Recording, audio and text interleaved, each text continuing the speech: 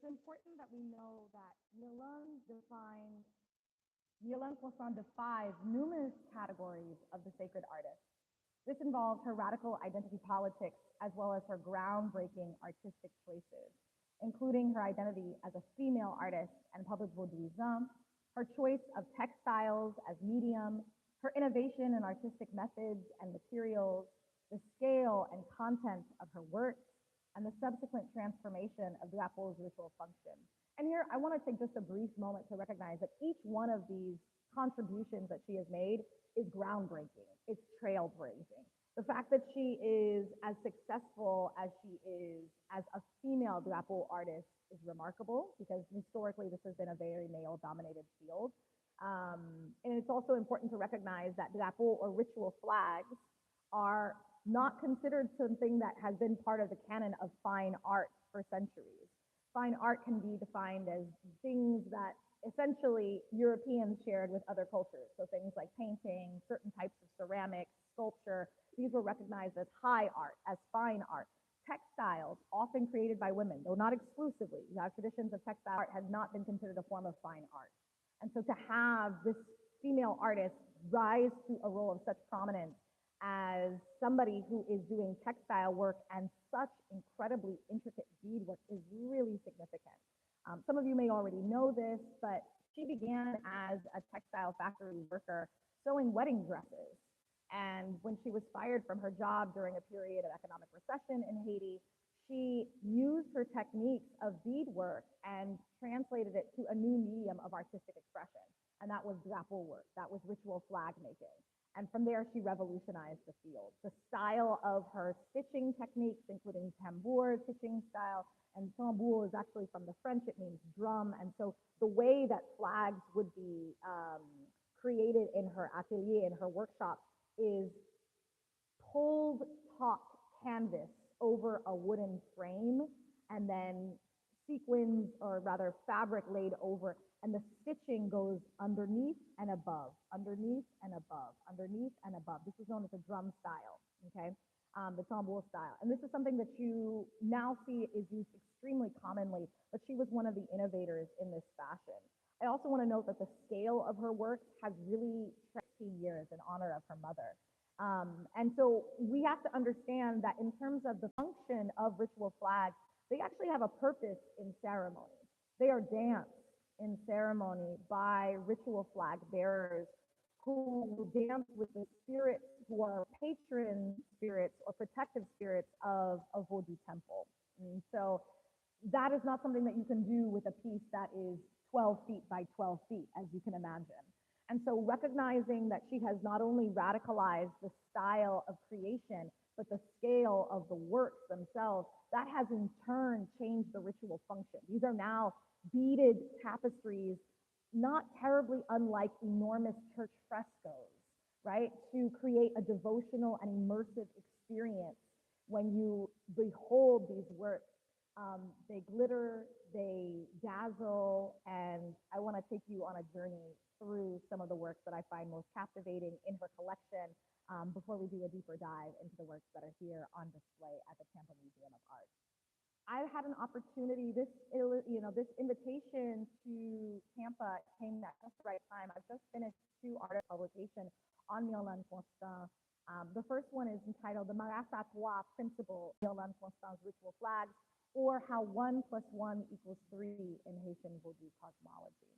And I'll offer a brief description of that essay here. In Haitian Vodou, Marasas are recognized as the divinities of youth, sacred patrons of twins, triplets, and special children born with otherworldly qualities.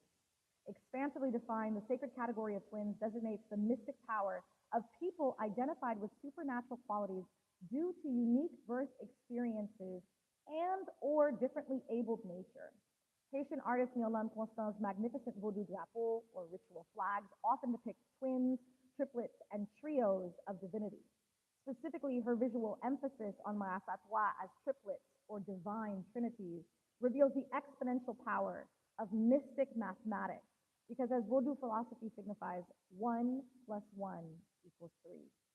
Employing in Africana religious studies and sacred art analysis, I examined several Constant flags featuring the Mahasatwa principle that exemplify metaphysical realities beyond human comprehension. Ultimately, Constance, Mahasat, we all walk in the presence of spirit. So I'll note here that this is one of the works that I find especially compelling. These are conjoined triplet sisters. But there's a way in which you might be able to identify this work in a few different ways, and we'll come back to it momentarily. You'll note that actually this consistent theme of conjoined twins or triplets is something that you see in a good number of Myrlande Constant works.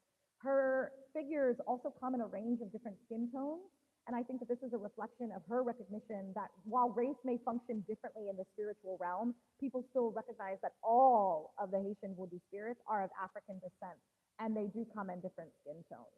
This is a beautiful piece that has three individuals, very much like our last work, that are conjoined in their center torso, but share one body at the base.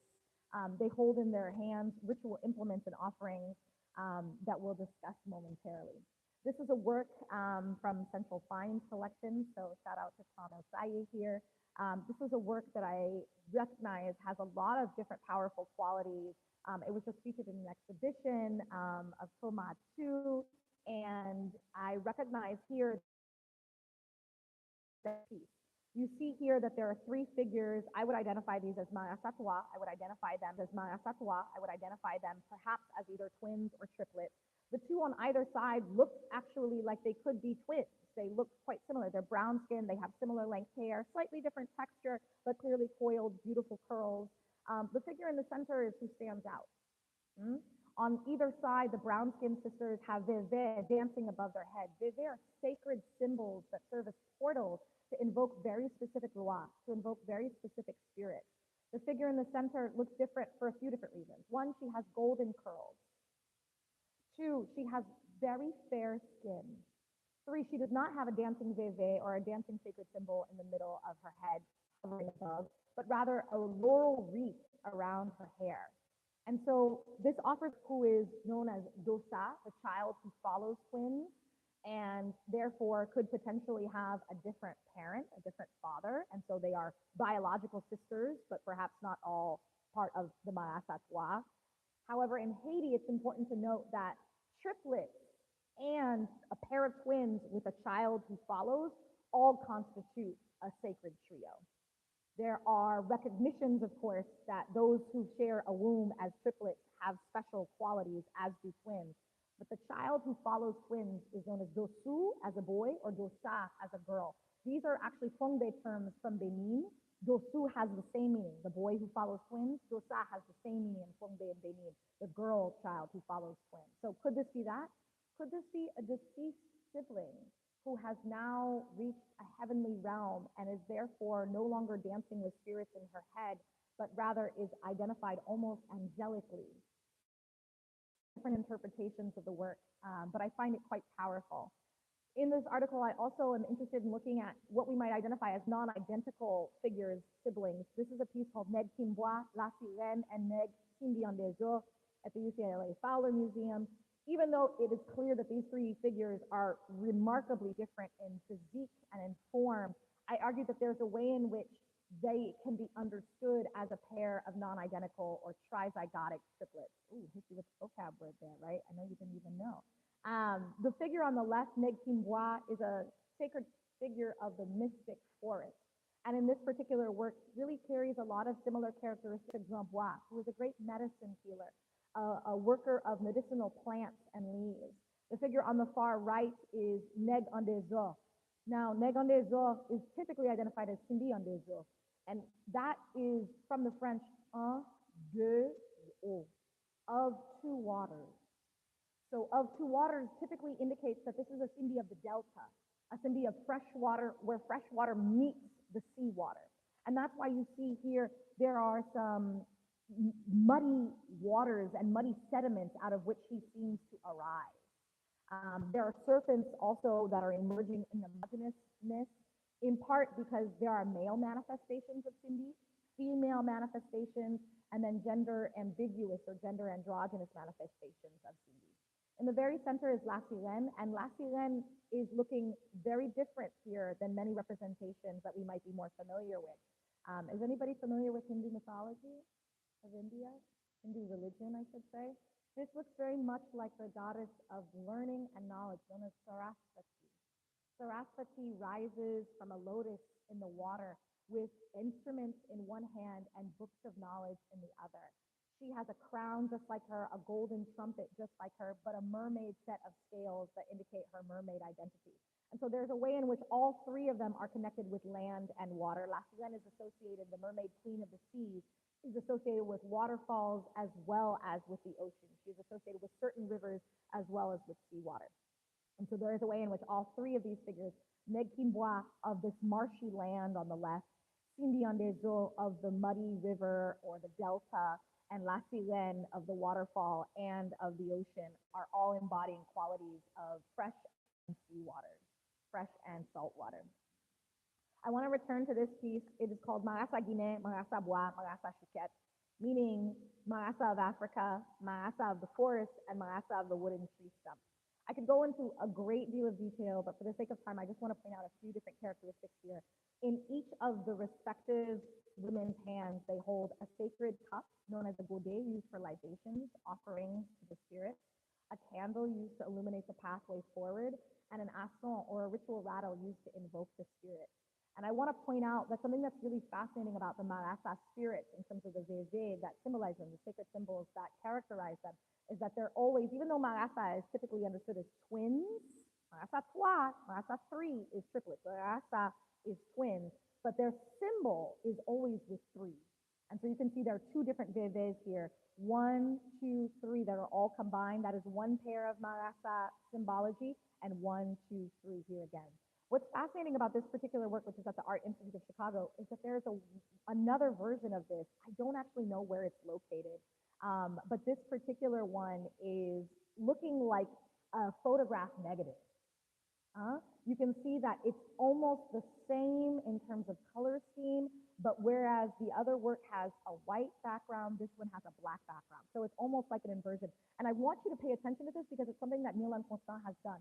Though no work is ever the same, there are few that are twins, if you will, but almost inverted in color palette, which is really quite remarkable. So here I'll note very briefly that Guinea is an important moniker here because Guinea is actually a nation in West Africa, Guinea, the nation of Guinea.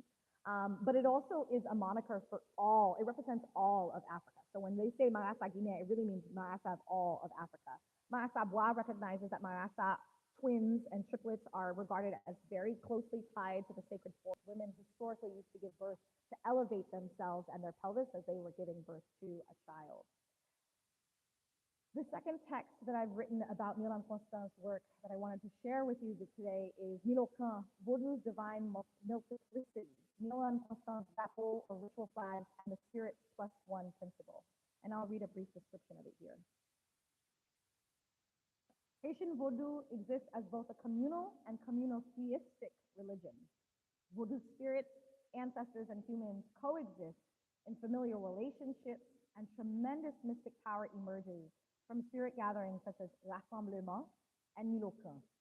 Further, devotees identify 101 or 401 spirits in the Haitian pantheon, with the +1 principle signaling Vodou's additive qualities and the spirit's more is more philosophy. This +1 principle manifests in multiple African heritage traditions, especially within the Yoruba pantheon of Orisha, known as spirits.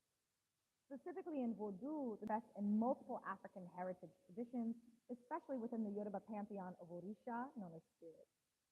Specifically in Vodou, the Milocan principle highlights a spiritual phenomenon by which all spirits can be invoked simultaneously to respect règlement or ritual protocol in both ceremony and in representations of sacred art. Haitian artist Myrlande remarkable Vodou ritual flag depicts spirits socializing together as Milocan, when the totality of their divine powers are combined. Her beaded tapestries illustrate how the Loa or spirits govern distinct realms and spiritual nations, yet still engage in loving relationships, battle evil forces, and perform spiritual labor in divine multitude. Drawing from Africana religious studies and sacred art analysis, I explore several Constant flags with themes of multiplicity and communality. Ultimately, Constance's ritual flags offer insight into the and here I'll note that she has a beautiful quotation in which she states, "Every piece I make is one of a kind. You cannot make two of the same flags because the loi